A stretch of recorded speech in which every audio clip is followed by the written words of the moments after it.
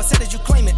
It's that Xbox, spin the block, his legs slide. Fast talker, no wriggling, moonwalking, selling moon rock just to make dividends. You in traffic with family? That much make it a portrait. Gun kick back, knock grannies from porches. David on the scene, you know that it's scorching. What's a man with king? No response to the saying, advancing the line, advancing the payment. You front the game and shoot percentage you claim. You already know the time, told my boys to hold the line. We gon' shoot it out in seconds, leave you posted like a vine. Bow your head down to the king, leave your roses at the shrine. We stay ready for the war, just need the king to drop the sign. Say what you running from, what you running from? I'm with my team, we bleed green, that's what you wanted, huh? Say what you running from, what you running from? I'm with my team, we bleed green, that's what you wanted, huh? This what you wanted. This what you wanted, huh? Peace and blessings and welcome back to Xbox Frontline News with your boy the King. And on this great Monday, I hope you got all the water you need because God gave it to us in buckets. I ain't holding you. I ain't even have to water the lawn. But I looked out on the grass and the grass was like, thank you, boss. Thank you. And I was like, you're welcome. You're absolutely welcome. And it's a wonderful thing. Listen, man, don't cry over rain because some people don't get any. Be appreciative of what you got because you don't know when you're going to get it again. And I ain't going to hold you. I had a great day today. I went to go see the Odyssey again in IMAX with the wife early in the daytime. She said, this is old folks stuff. I said, mind your mouth. Mind your mouth. And as we sat there, they came creeping in, taking the steps little by little. And I'm like, man, I need to fix my beard because I'm looking crazy out here. That's exactly what I said. But I love that movie. I got a chance to see it in IMAX. The first time I saw it in 70 millimeters. So this time I got a chance to see it in 70 millimeter IMAX. The wife liked it better in 70 millimeter. I liked it better in IMAX 70 millimeter. Christopher Nolan just don't miss. He is, you know what's crazy? We're witnessing two of the biggest movies launching back to back with Spider-Man Brand New Day and Odyssey launching off first, with some of the cast from Spider-Man Brand New Day inside the Odyssey. These dudes is making buckets and buckets and buckets and buckets of money like the rain today. But to give incredible performances, Oscar-worthy performances, you know, this is truly, because I'm a theater nut, so this is truly a time to behold. I'm a comic book nerd. I love the Odyssey. I love Greek mythology. I love Egyptian mythology is my religion. It is great to see that the old stories of the Iliad is being told for a new audience, and is being told in a language that is easy for the new audience to adhere to learn. I think that's the reason why for its success, Christopher Nolan's choice in telling it in nowadays tongue. Well, I want to give a shout out to first my guy George Parcells. Thank you. I appreciate you for showing up, being number one. E-Ranks was good. Jinzo, let's get to it. Big Mad Mo, Reclaimer Rob, be nice. Calvin Martin, we are here. Nico Natal, Matt Branson, yes sir. And Reclaimer Rob, member for 2 months, Soldier S rank. I salute you, Soldier. E-Day Beta Week, 72 hours. We gonna get that working. You know what's even crazier? Did you see SummerSlam, my man? Did you see it? E-Day was outside like,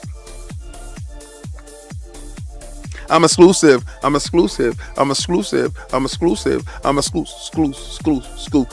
Xbox. Buy an Xbox. Yo, dudes is mad. Don't be upset with us. The Empress yelled out Dracarys. And it's back on brand, my man. Let's get back to how we do things. Let's get back to that regularly scheduled program where Xbox is kicking a mud hole in your butthole. Pause. I gotta say, Critical Smoker, thank you for the $1 super chat. I salute you, soldier. I appreciate each and every last one of you. But best of all, Shadow, we getting right back to where we need to be. We found out, the alien.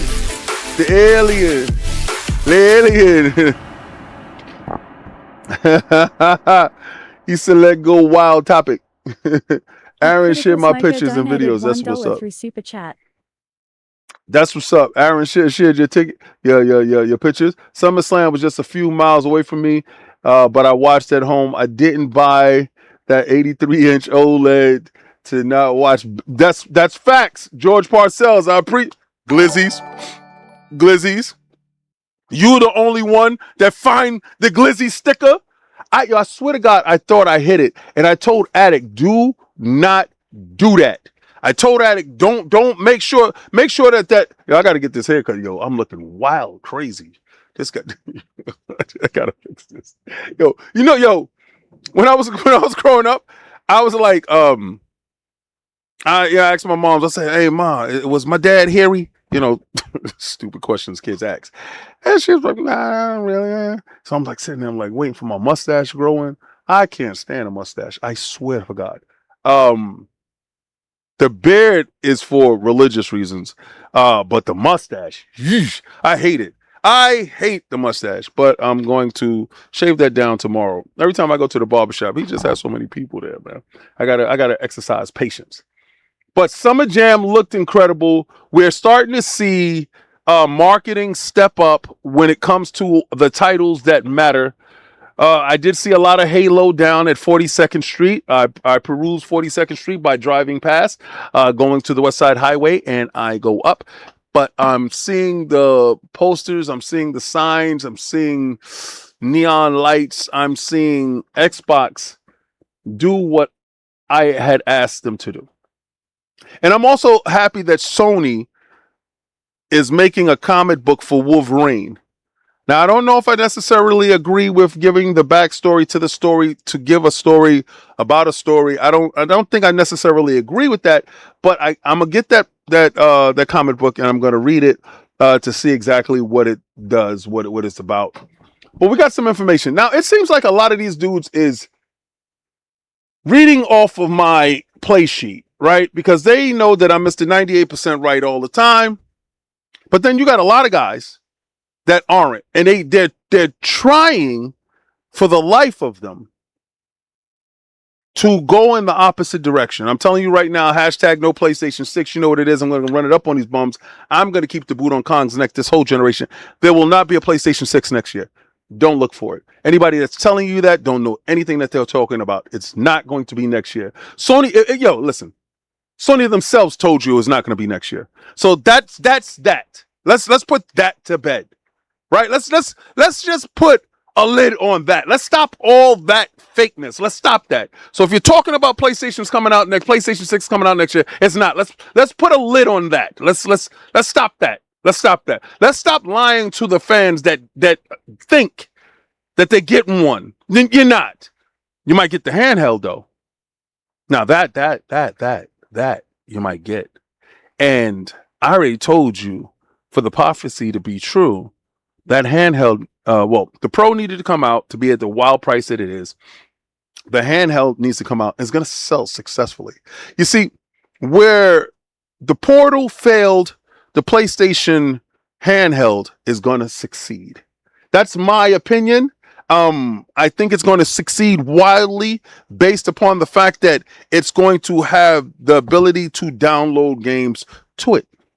So you can play natively. You can play when you don't have any Wi-Fi. You can play when you don't have any signal. I don't know how many, gigs it will have of RAM, but it's going to be the Portal Plus or whatever the hell that is. But it's going to have the power of a PlayStation 5 base unit, probably with a little bit kick to it when you dock it, because it's going to be dockable. But that conversation is there because Nintendo is showing them the way. You know, overpriced hardware isn't really the thing. Where Xbox is going into a totally different direction, and their direction is Project Helix. That's coming next year. That's something that you could just bank on that. Just go put some money away for that. I told you $14.99. Don't look for anything cheaper. $14.99. And I've noticed that dudes are starting to copy more and more of my homework. Like without saying, yo, King, you might be on to something, King. And it's cool.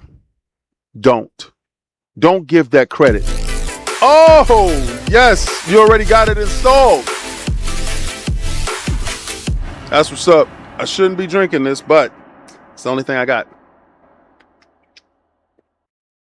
At Mnum FRC donated $2 through Super Chat. Feast of Reincarnation tonight. Already installed. What I'm going to say with Beast of Reincarnation is tempered expectations on performance. I think it needs like a day one patch.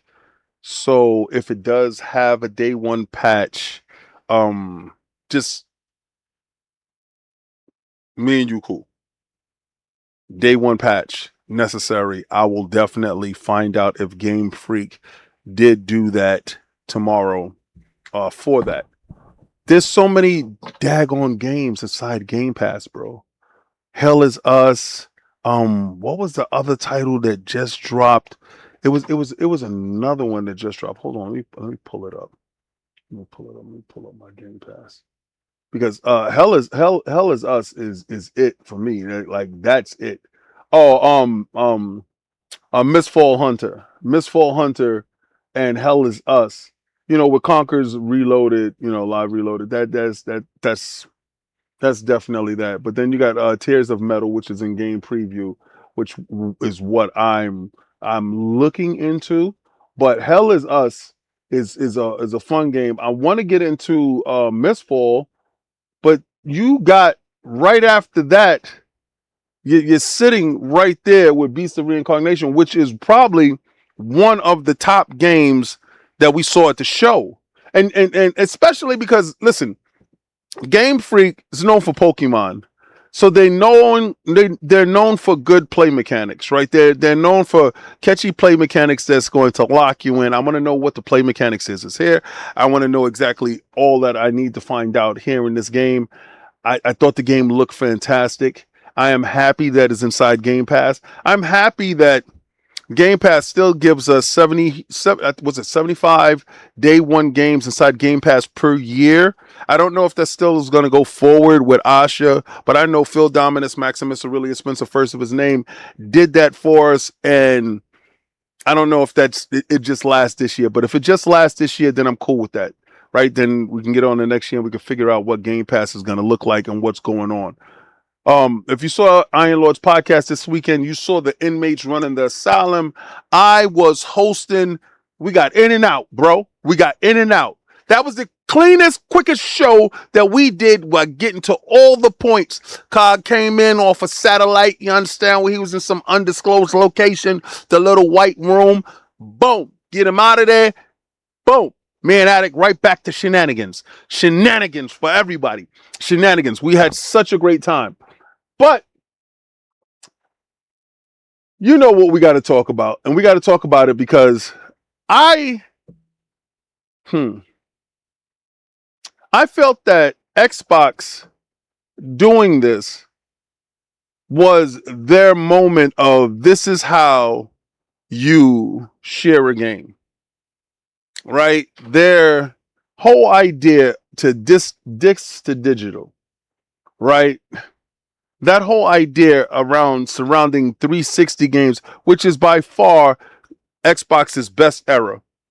I know that there's other people that say, I love OG Xbox. Without the OG, there wouldn't be a 360. 360 was the era where they gave PlayStation the biggest problems. And if it wasn't for the Red Ring of Death, I don't know, maybe the Red Ring of Death did help it out. Maybe it sold more based upon the fact that, you know, when the 360 went down, you went and got another one, or people had a backup or whatever the hell they needed to have in order to keep their joint going. Pause. But this is brought to you by The Verge. And who is doing this? Jay Peters. Microsoft is bringing Xbox 360 games to the PC. The disc to digital program seems like it's close to launching too. Now, these ideas for Xbox and being able to play your entire library inside the Xbox ecosystem is not a far-fetched idea. Game preservation has always been key when it came to Xbox. Xbox has always thought that your library should go with you. When other companies were saying nobody cares about back compatibility and nobody wants to play old games, what they were really saying is we don't want to put in the hard work to allow you to play something that you already own. We would rather sell you something that you already owned for a newer platform that we own, so that way we can double dip off of you. And Xbox said there has to be a better way.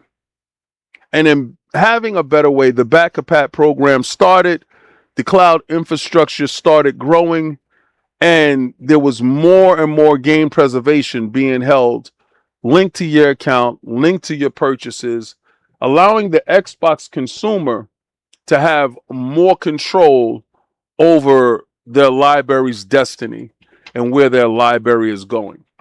And I always found that to be intriguing because it's contrary to any other platform holder that's out there. Now, when we're watching, we see PlayStation do a remake, a remaster, a remake of the same game. And sometimes 2 and 3 times inside of one generation, which we got a chance to see with The Last of Us. And with Shohei Yoshida-san no longer at PlayStation, he told you to get new games, you got to buy the old games. And I think that's a busted way of thinking. I think that's a terrible way of thinking because the consumer only wants great new experiences while holding on to the experiences that they've had already, right? The first time you played Halo 25 years ago, which is wild crazy, you've played this game, and to think about now that you're playing the campaign evolved with the minor stuff to it, whatever, however I feel about it, but you're seeing the graphical glow up from where we were 25 years ago to where we are now. And those people that still have those discs, that still have that access to those previous games, well, they're afforded the luxury on the Xbox platform to just pop it in and play. And I think that is the most consumer-friendly thing in this day and age that we have to look forward to. Now, I did have someone come at me. I think I forgot what Frank's last name is. But Frank, y'all know Frank. Y'all see him in the comments. And I haven't seen Frank in a while, so I hope you're doing well. You you commented on 2 videos, so I'm going to give you some light right now. I read every comment. I try to respond to every comment. Even if I put a thumbs up and a heart to it, I will definitely, even if I don't agree with your opinion, I'm not going to be disrespectful. But Frank said, at my age, he thought that, he said he's disappointed in me. He said, at my age, he thought that physical would matter more. And everything has a place, sir. I'm not one of those people that hold on to the past. I try to move on to the future and see where that's going, because without innovation, there's stagnation. With stagnation, there's death. So I don't want the death of the platform. I want innovation, I want growth, and I want to see exactly where they're going. And this disc to digital is where Xbox is taking the ecosystem to combat the death of physical, because whether you like it or not, the death of physical is live and in living color. And we're all participating in some form of fashion when it comes to that. Now, I took a hard stance when it came to my vehicles that I won't buy a vehicle that's over the year 2020, based upon the stuff that car dealerships and manufacturers are putting inside of cars, 2021 and higher, something crazy. And I just said, well, you know what? I'm just going to be buying a bunch of 2020 cars and gas until they just, lock me up. But building on its recent announcements, plans to bring original Xbox games to PC, Microsoft is planning to let developers bring their 360 games to PC as well. According to a leaked document seen by The Verge that was sent to developers recently, Xbox 360 games will be able to run on the next-gen Project Helix console, Xbox PC, and handheld devices, the document says. The reason why you're starting to see all of this ramp up and all of this language from Xbox and Microsoft in regards to PC is because the landing space in which Project Helix is next year. Now, they already told you that the prices of consoles will be up because they expect through this AI cloud, and they keep calling it a bubble. It's not a bubble. This AI cloud future, that prices for components will continue to skyrocket. And I concur. I truly believe so. I already told you, I've already witnessed and heard with my own ears what these CEOs plan for us and what they expect us to have. And I'm telling you, it's not pretty.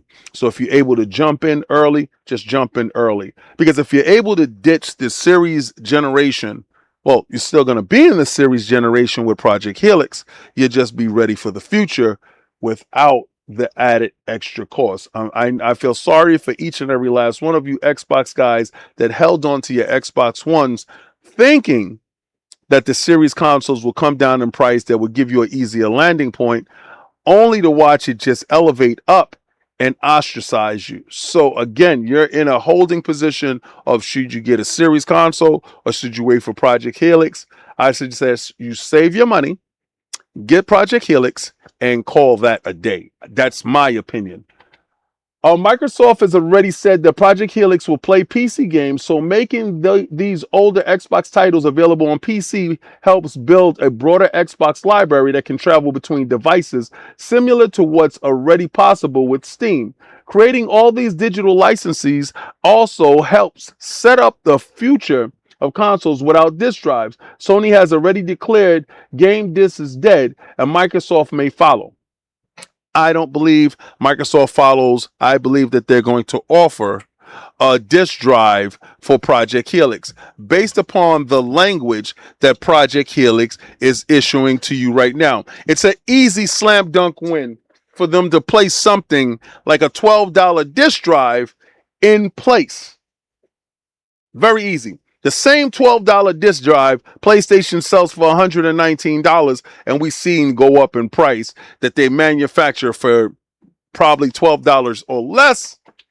Xbox is able to do the same thing while getting a piece of change and doing this disc to digital thing, and we finally getting a chance to see what that all really means in live action. With 360 games, developers can opt into making them back compatible, and they will have control over things like game price and if it's available on Game Pass. The feature is expected to have a gradual rollout between 2027 and 28 across next generation devices. The full launch of original Xbox games on PC is also set for October 26. The initial program announced in July included 4 games. I want to know what's funny with Xbox. Well, what's this thing? Why is it always just 4 games? Why is your test bed always this box cube thought process of 4 games? Not 3 games, not 3, 6, 9, but it's 4 games. 2, 4. I got to figure that out. I got to do the science on that to figure out why Xbox is locked in on this 4 thing. They do it a lot. They have this numerology that surrounds the company in sets of 4, which is a strange thing. The document also includes details about a way for players to get a digital version of a game that they already own on a physical disc. What? The documents also include details about a way for players to get a digital version of a game that they already own on disc. Okay. and which the Verge Tom Warren reported. The document says that if a player puts an Xbox One Series game disc into the Xbox One or Xbox Series console with a disc drive, they'll be granted a digital license that's bound to that disc and that player's account. Okay. The license will stay with the player across Xbox devices, but if the disc changes hands, the license will transfer to the new person. Oh. This should mean the gamers can still trade and sell discs once the original owner of the disc does so. They can't play the digital version they got from that disc anymore. According to the document, a public beta for the disc to digital program was set for July, but general availability is set for August. We understand Microsoft had originally planned to test the disc to digital program with the Xbox Insiders in July, but the beta was delayed. It was unclear if the timeline of the August general availability is still accurate. I'm honestly in cahoots with all of this. Like, I'm anything that allows me to make my purchase greater, anything that gives a rise to my older library that is sitting there dust filled.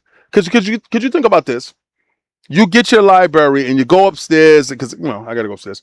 And I got a ton of 360 games, and I will sit there with my 360 games and I will put each disc in while I can get those digital versions just locked into my account. And I will have those discs just put there because, listen, the biggest thing right now is we have convenience, right? The convenience of the digital. The digital life is what led to this sedimentary life, this lazy life, this life of getting up and getting the disc, putting the disc inside and checking to see if it got scratches and all that other stuff, trying to preserve our library. Well, now we can actually preserve our library, lock our games away so that our games doesn't get scratched, none of that stuff happens, and we can still access them. I think that is the best way to go. Because I'm watching everybody freak out over this moving away from physical.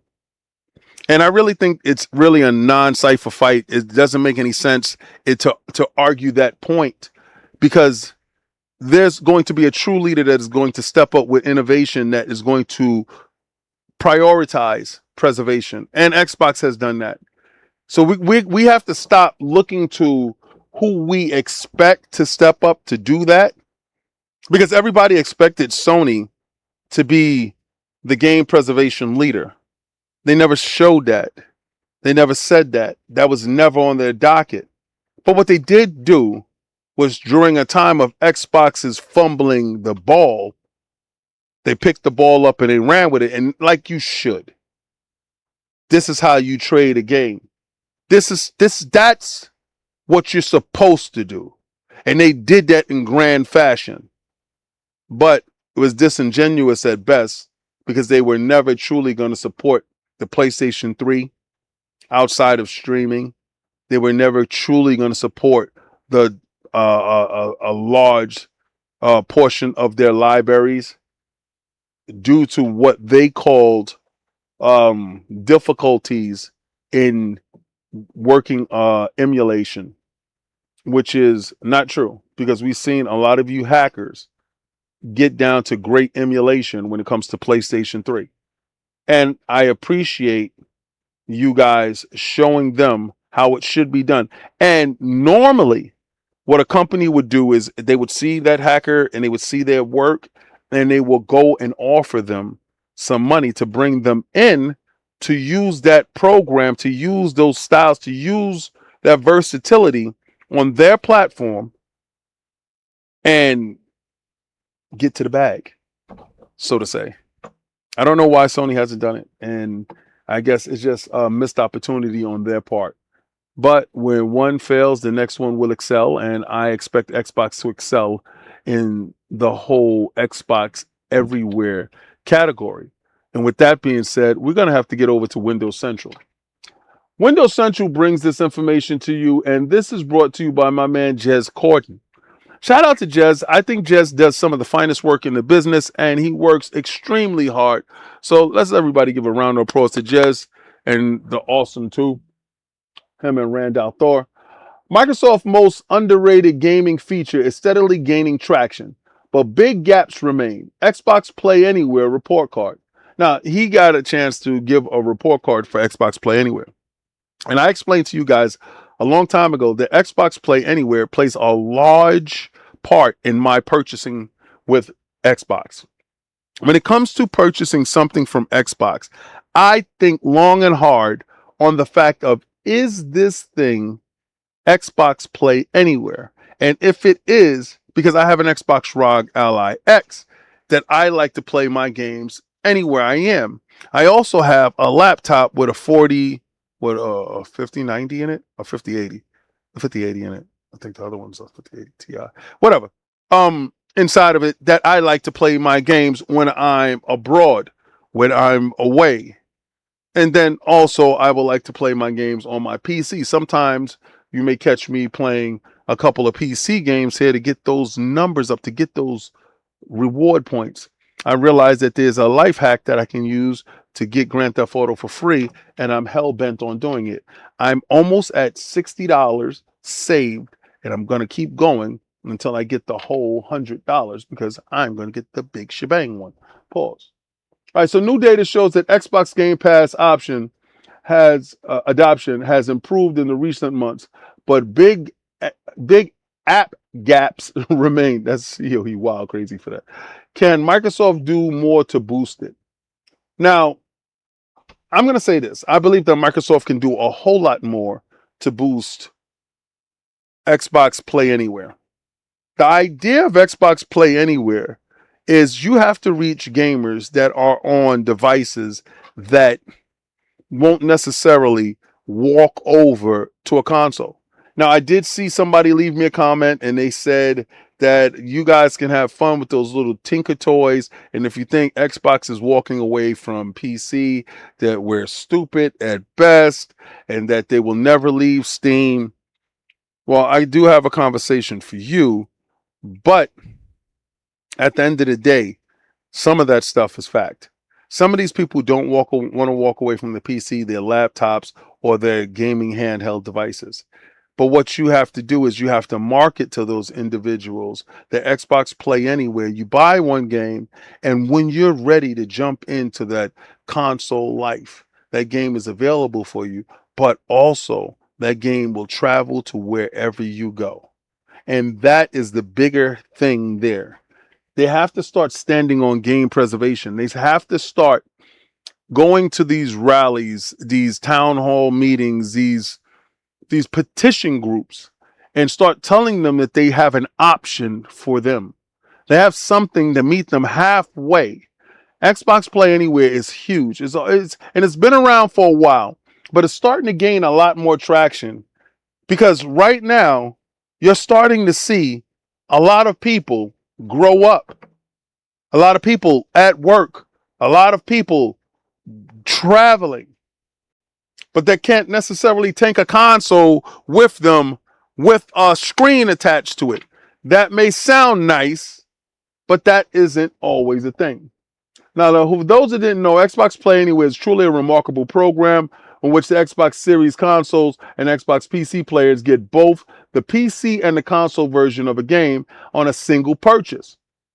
Corporations cringe at that idea. Why sell it once and give them dual entitlements when you can sell it multiple times and get paid each and every last time? Why make one version of the game and make it upwardly compatible for free that Xbox does? Why not charge a fee like $10 like PlayStation does for a game to upgrade from the console versions? It's sad to see that the companies that you were championing weren't championing you. And today, hopefully, you'll get a chance to see exactly why I love Xbox, why I'm a fan of the brand, why I game there. Because the ecosystem to me is second to none. The community is second to none. Not saying that you guys aren't welcome. This is not a gatekept community. you yourself can just go out and buy an Xbox. You yourself can get a hold of E-Day. You can get a chance to play E-Day. That will be Xbox Play Anywhere. The great service in particular for Xbox Rock Ally handheld range, but it's true that many games simply don't support the feature. The support has been generally inconsistent. Despite some big wins throughout the past couple of years, the new data shows that Xbox Play Anywhere support is still improving, but there's a ton of work to go. And I say the same thing. I concur with Jez on this. I think that this should be a mandatory feature. But I think certain companies aren't in that position to lose out on that PC revenue that they feel or they think that they would get. I don't know if it comes with an Xbox Game Pass bag. I don't know what it means, but I think Xbox needs to work a little bit more diligently in exploiting the feature set that their platform holds. Now, PlayStation doesn't hold that feature set. The same way they don't hold that feature set of day one inside Game Pass. Those feature sets are key and integral to your ecosystem. Highlight those. The same way that they would tell you haptic feedback and 3D audio is exclusive to the PlayStation. Therefore, the brand is an incredible purchase. Okay.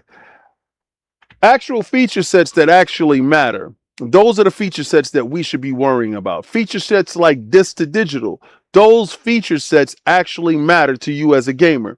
The digital preservation, the ability to play your whole library all the way through. Those are feature sets that should remain integral to your purchasing thought process. Xbox Play Anywhere, those feature sets, day one Game Pass. Should I support the platform? Is it a platform that I'm looking for? Do I want Xbox games day one on a service where I can pay as little as 20 something bucks to get all of these games? Those are questions that you ask yourself as a consumer. In this age where your money needs to stretch, does the platform give you what you expect it to give you? Is it giving back to you? Is it something that you're looking at like, I just play my games, man? And that's cool. You should get what you're looking for. You should not get unexpected surprises like buying a disk drive and then they're telling you that we won't be supporting that thing after a couple of years. But then why the hell did you make me buy this thing? If this thing is not the future, then this was a mirage. This was just a band-aid to a greater situation that you have happening. You got to understand, us as gamers, especially now, more so than ever, we need to have versatility in our purchasing. Because again, I personally enjoy getting things that I want. I don't want any extra stuff added later that will harm my purchase. Now, if you give me some extra stuff later that it will enhance my purchase, I'm down for that. But speaking of things that, as far as I told you with the PlayStation 6, well, let's just get to it. Engadget, I like you. Matt Tate, how long can you expect to play PlayStation 5, your PlayStation 5 to last? With a PlayStation PlayStation 6 release on the horizon, some are wondering if the PlayStation 5 is about to become obsolete. We're at a point where the PlayStation 5 life cycle, where the talk of the PlayStation 6 is starting to ramp up, even if it's likely still a few years away. Even if it's likely still a few years away. This was dropped today, August 2nd. Today's the 3rd. It was dropped Sunday, August 2nd. How come they can get it? How come Matt can get it? How come a lot of these grifting content creators can't get it? How come they can't read Sony's documents, listen to what Sony says, and actually do the due diligence to follow the paperwork, the money trail, and see that there's more concentration on breaking down their warehouses where they manufacture physical media to AI hubs than it is to gearing up for a PlayStation 6 push. How come misleading their fan base is key to their language that they use? I find it baffling every day. And I know you guys are gonna say, well, you yell out hashtag no PlayStation 6.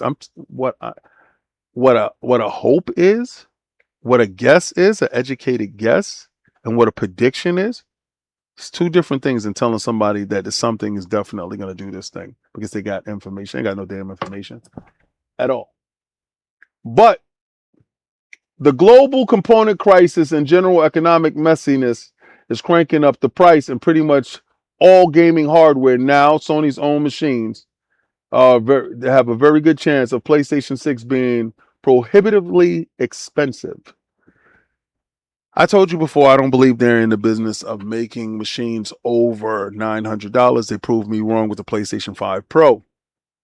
And I believe that they had to go to that price point based upon the components and stuff that is already out there. You can do one or two things. You can make a device that is drastically cheaper to manufacture and that is less powerful than the device that you have that's in the marketplace right now. Or you can go and make an iteration of a machine that is slightly more powerful, but is more costly, and that makes it cost prohibitive. This is the reality that PlayStation is looking at. Xbox is already pivoting to a point where they're making it a platform. They've already made Xbox a platform. You see this 360 to PC push? That's all in line with the platform. If you get inside Game Pass, these things will be afforded to you. Those things are there for you. The platform has always been Game Pass. I've told you a while ago, they have pivoted from it. But what happened is somebody understood that they needed hardware. Now, for whatever nefarious reasons that I believe that the hardware is going to be there, and I believe that it has a lot to do with the whole Trojan horse idea of, Odyssey, Trojan horse idea of making sure that that new machine is an AI monster class of a machine. From AI upscaling to AI cloud infrastructure to AI I believe that that device is going to be so jam-packed with everything that has to do with AI, the neural processing units, all that stuff. I think that's their Trojan horse in securing Xbox's future in the PC ecospace. That's my idea. That's what I think they're doing. I don't think PlayStation is even remotely thinking that close or that robust to whatever their device that they're building is, and I believe is the handheld. I believe it's going to supersede whatever the actual device would have been, because I think that device costs way too much money. But there's a good chance of the PlayStation 6, okay. It may also be diskless, which might give PlayStation 5 owners a serious pause for the thought of whether they even want to upgrade when the time comes. Think about it. If they don't have an ability for you to take your disc and to make it digital like Xbox does, and you have this physical library that a lot of you guys are touting online, does it make the PlayStation 6 attractive to you? Is it something that you look at and say, I'm down? Or is it something that you say, damn, man, I got all these games, and they're inevitably are going to remake, remaster, resolicit those games to you in a higher resolution, better frame rate, with the Pisser 3 technology. With that language surrounding it, is it something that you're interested in? Does PlayStation have you locked in going forward, knowing that you're going to have to probably buy your whole library again in order to play it because they're not manufacturing a disk drive. The next console will not have a disk drive. Is it something that you're looking forward to? If you're worried about being priced out of the next generation of PlayStation, you'll be forgiven for sweating the PlayStation 5's well-being. How long can you realistically hope to cling on to your current console before reluctantly making the jump to PlayStation 6, moving over to PC or another platform, or just ditching gaming altogether? I don't know if any of you guys say, I'm going to stop gaming. I don't think it ever became a question in my mind that I would stop gaming. You guys know I've been gaming since Pong, and gaming has always been an outlet or inlet for me to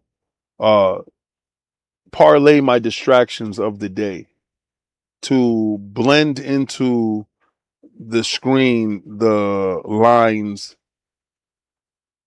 of the text or the words, and to forget about all the distractions, or to competitively compete against somebody in a game to pit my skills against theirs. It's those little nuances that I can't give up this addiction for video games because it has always been something that has yielded great outcomes for me. Now, I know sometimes with you can take stuff too far. Some people don't have a good video game balanced life. Fix it. Everything has to be done in moderation. Fix it. Earn your way into gaming, and that way gaming doesn't take control over your whole life. It just becomes part of your life. But these dudes were reading my homework, and this weekend, from the conversations that I've been having lately with a lot of people, it has stirred up a hornet's nest. You have a ton of PC guys upset with the king based upon the language that I've been using. You see, what is Steam without more games? It's not like Valve is running out here making games. And this is brought to you by the PC guy. Xbox won't be ditching Steam despite rumors, but it may hope to make Battle.net a much bigger platform. And this is brought to you by Jack Goodell.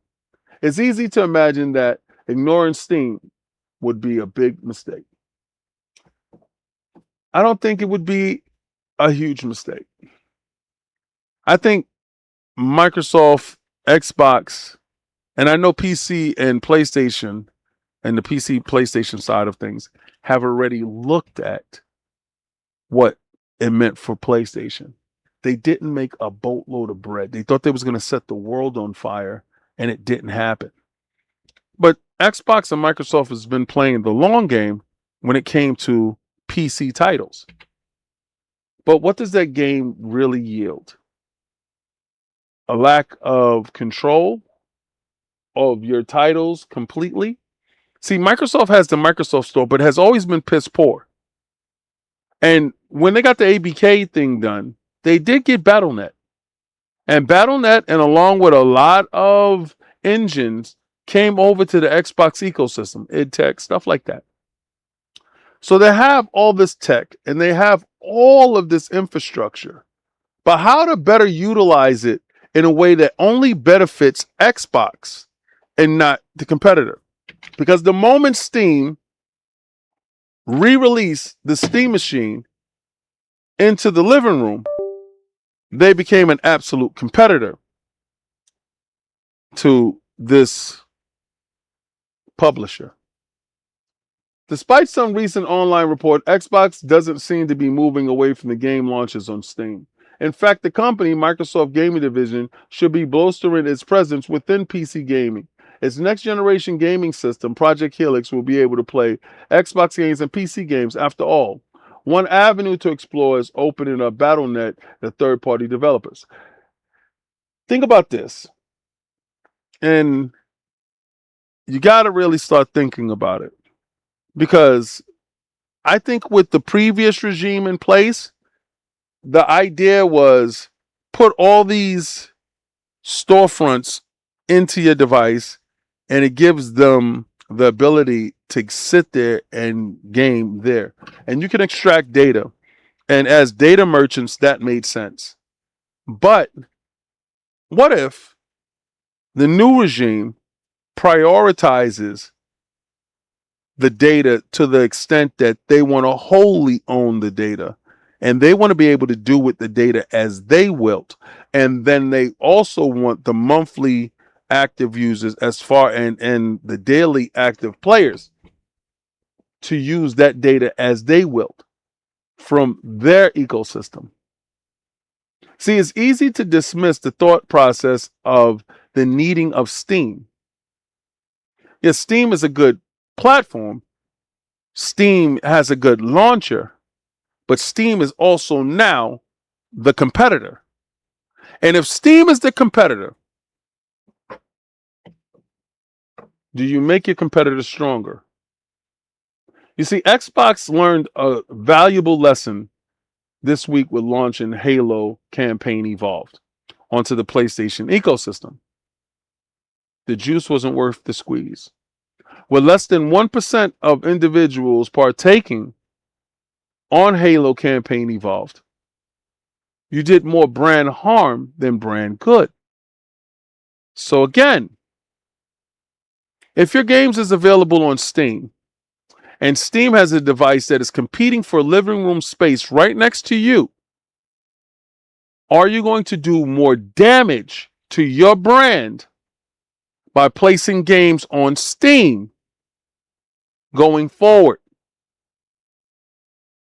I think Project Helix might not incorporate Steam any longer. I think the brains and the minds over at Xbox see them for who they are, the Trojan horse. And I don't think they bring them inside the gates of Troy. I think they let them drown at sea, like they should. Because I believe in a healthy Xbox brand. I believe in a brand where you have to go to them to play. And if you're on PC, well, then take yourself over to the Microsoft Store and launch your games from there. If you truly want to play Xbox games, it's available to you. But then you will have to do it through the Microsoft Store. Call it the Xbox Store. Call it whatever the hell you want to call it. But just don't call it Steam. And I think if it's good for PlayStation to say that we're going to pull back until our launcher shows up, well, then why the hell can't Xbox? Why is it that Xbox needs to have Steam when it's a good thing for when PlayStation pulls back? Why is it that the champion and the demise of Xbox is always on the tongue of every editor, every journalist, every person with a vested interest into the platform that they choose? But when it's the platform that I choose, well, my platform can go to shit. Why is it that? Why isn't the hypocrisy called out? These are questions that you have to ask yourself. Are you going to continue to listen and watch these journalists sit there every day spreading that fear, uncertainty, and doubt, while Xbox and Microsoft is working as hard as possible to deliver a cohesive platform where software and services is at first and foremost at the top of the food chain, where hardware is also grounded there for you, where generations truly do matter, where diversity of platform actually gives you choice? Are we going to start championing the platform that actually gives you more for less? That actually is trying to figure out ways around this RAM apocalypse, for lack of a better term?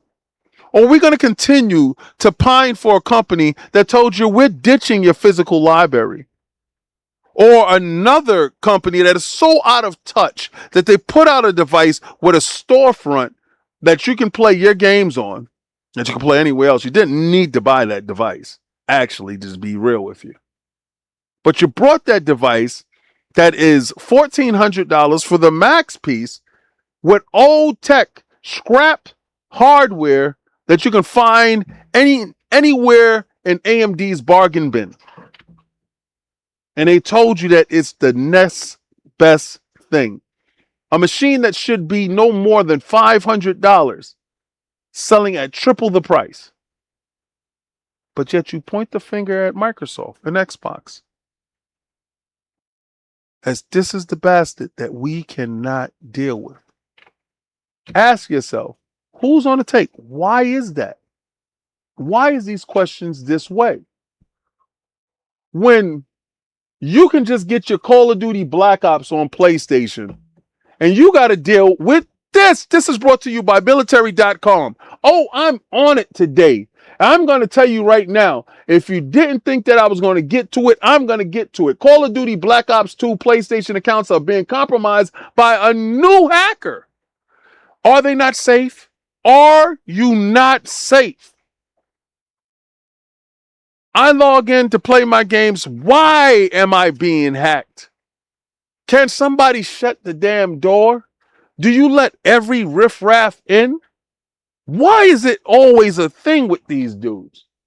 But let's get to it. The Call of Duty Black Ops 2 multiplayer servers on PlayStation 5 and PlayStation 4 have been compromised by a hacker that has gone around several lobbies manipulating player accounts. The reports came weeks after the Call of Duty Black Ops 2 and the predecessor was a shadow dropped on the PlayStation Store across the globe. Shout out to Xbox for shadow dropping that game, showing you guys that physical didn't matter to those PlayStation dudes. They were just flapping their damn gums. But this the digital coming soon to you, baby. Although it was released on the PlayStation 3 in 2013, Call of Duty Black Ops 2 was unavailable for most of the PlayStation players for several years due to PlayStation 4 and PlayStation 5 not included in back compatibility with the PlayStation 3. I wonder why the PlayStation 3 is not compatible with the PlayStation 4 or the PlayStation 5. Please break it down to me, because I thought they had superior tech to the PlayStation 3. Are you telling me that the PlayStation 3 is far more superior than the PlayStation 4 and the PlayStation 5? Or is it a way for PlayStation to sell you something that you already own? I believe it's that one. Players who want to experience the first two entries in the Call of Duty Black Ops series had to use the other platform, such as Steam and Xbox. On July 9th, Black Ops 1 and 2 was released as direct ports by Iron Galaxies, who worked alongside Activision and Treyarch. Call of Duty Black Ops 1 and 2 supports cross-generation matchmaking across PlayStation 5 and PlayStation 4 ecosystems, though it does not extend to full cross-play on other systems. So this hacker could not hack on PC and could not go to Xbox. This is isolated to the PlayStation ecosystem. Why is it only them? Why aren't you safe over there? Call of Duty Black Ops 2 servers become a hacker's playground. However, cheaters will run rampant on the PlayStation ports of Black Ops 1 and 2, as reported by Games Radar Plus. Call of Duty Black Ops 2 multiplayer lobbies still rely on vulnerable infrastructure that has not been upgraded since the game initial 2013 launch. A hacker who goes by the alias C isn't sharp, and who isn't sharp has reportedly appeared in a player lobbies to mess with player accounts in different ways. While some users have had their levels and prestige rank altered by C isn't sharp, others stated that they have been unable to go back into matches due to game crashes that occur afterwards.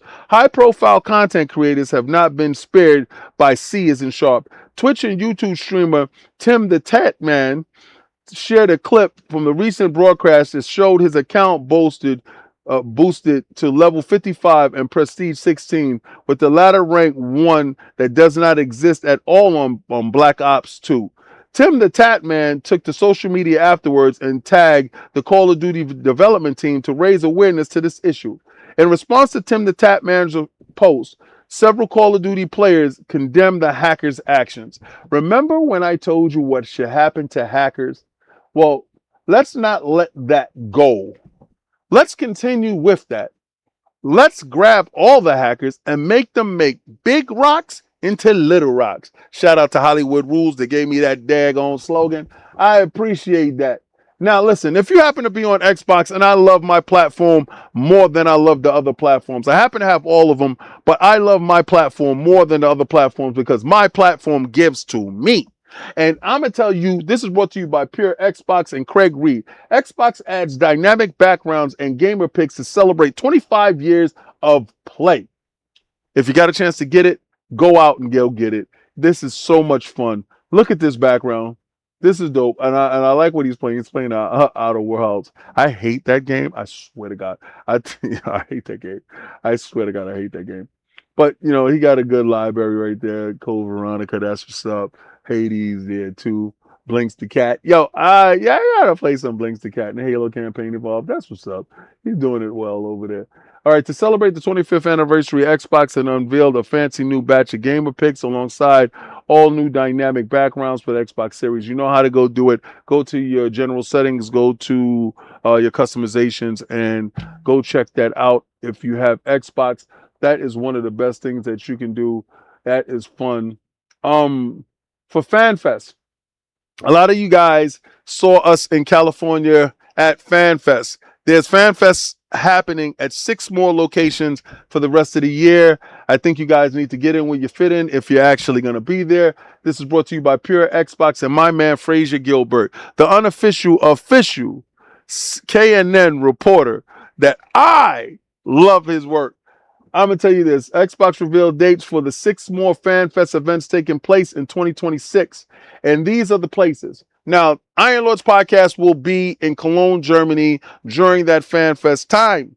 We will be taking advantage of being able to go to FanFest in Germany, having fun in Cologne, Germany for the first time. That's why you see that goal up there that for live shows while I'm outside in Germany. Again, got to pay for Wi-Fi, got to do all that stuff, but I'm going to be walking around doing the work. If you know, anytime I go to any of these shows, I give you a live show every day, and I give you the videos on the weekend. You know how it is, but I give you a live show every day that I'm out there. Same hour, probably different times, but you're going to get those shows regardless, because I got to tell you what's going on out there. I got to tell you boots on the ground stuff. I got to let you see some stuff. Now, I do have video of me going to the movies in the Spider-Man costume. I'm going to download that video to my PC so I can play that video so you guys can see me go inside the theater, interacting with people, getting my food, sitting down, having fun, watching Spider-Man Brand New Day. What I do here, y'all won't ever miss. I will make sure that any goal that is up there, you guys get. All right, so earlier this year, Xbox announced that it will be hosting a series of Xbox FanFest events around the world, celebrating the 25th anniversary of the brand. And now we got the dates for 6 more of these showcases. So Cologne, Germany, excuse me, August 26th at Gamescom. Excuse me. Tokyo, Japan, September 17th during Tokyo Game Show. I won't be at Tokyo Game Show this year. Excuse me. London, UK, September 26th. I won't be in London. It's September 26th, but I will be in Mexico in October. Now, October 17th, I won't be in Mexico. I would be in Mexico, but that would be dope. That would be dope. I'll be in Mexico 2 times, in September and in October. In Sydney, Australia, October 17th. Shout out to Australians, and to my Canadian folk. November 6th, you guys get it in Toronto, Canada. These are the dates. Check it out. If you are there, this is what I'm going to tell you to do. If you have any access to any of these locations, make sure you fill out that Xbox FanFest card in order to make sure that you get there. Now, there's no guarantee that you're going to get that 25th anniversary edition console, but there's a high possibility that you will. So again, good luck to each and every last one of you that get inside FanFest. These are the dates. Again, I'm going to zoom out because I'm covering up Seattle. Oh, Seattle. Oh, wow. All right, Seattle's got, they might be doing it while we're in Seattle. Because Cog and I will be at PAX West this year in Seattle. That will be something. And shout out to Neo Geo. Shout out to Neo Geo AES Plus. A lot of information coming to you guys. But this has been one hell of a show today, and I want to thank each and every last one of you guys for showing up. You know how I do. I appreciate everybody for showing up. I appreciate you for coming out, and I appreciate you for supporting. Share this stuff out. Like, follow, and subscribe. I go live Monday through Friday, 6 p.m. Eastern Standard Time, with Friday being that special day. You see, I dropped videos this weekend. Members got it early. Thank you, members, for getting it. I'm going to do a members video with giving you the guys that, guys and girls that won the loot. All right, so the loot boxes are gonna go out. I'm gonna let y'all know, and then I'm going to get in contact with you. So when that video goes up, members, check out the video. Then you're gonna hit me. I'm gonna give you detailed information to hit me in the background post so I can get these boxes out to you, because let me show you.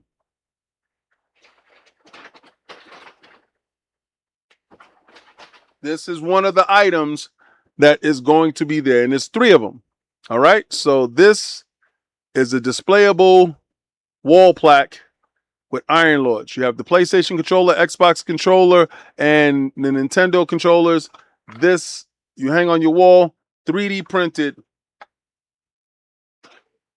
for you guys, and I have more stuff, and I have some coins, and I got some stuff. I have a lot of stuff. And that stuff is going to get to you. I've already got the boxes, so I'm already going to get ready to get the shipping. But that video is going to go up and is going to give all the information.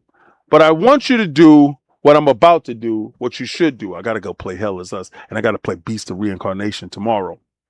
I want you to go with game is game and win is win. And I want you to try to play the Game Pass. You see, try to play the Game Passes in stores. Go get that. This shirt is dope. When you're walking down the street, you feel like a Game Pass elite.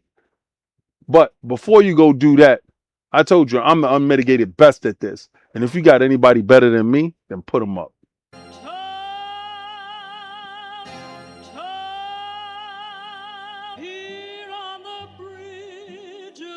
What's a man or a king? What's it saying? Advancing the line, advancing the payment. You front the game, but shoot what said as you claim it.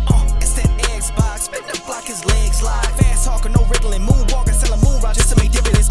You in traffic with family? That flash making a portrait. Gun kick back, not grannies from porches. David on the scene, you know that it's scorching. What's a man or a king?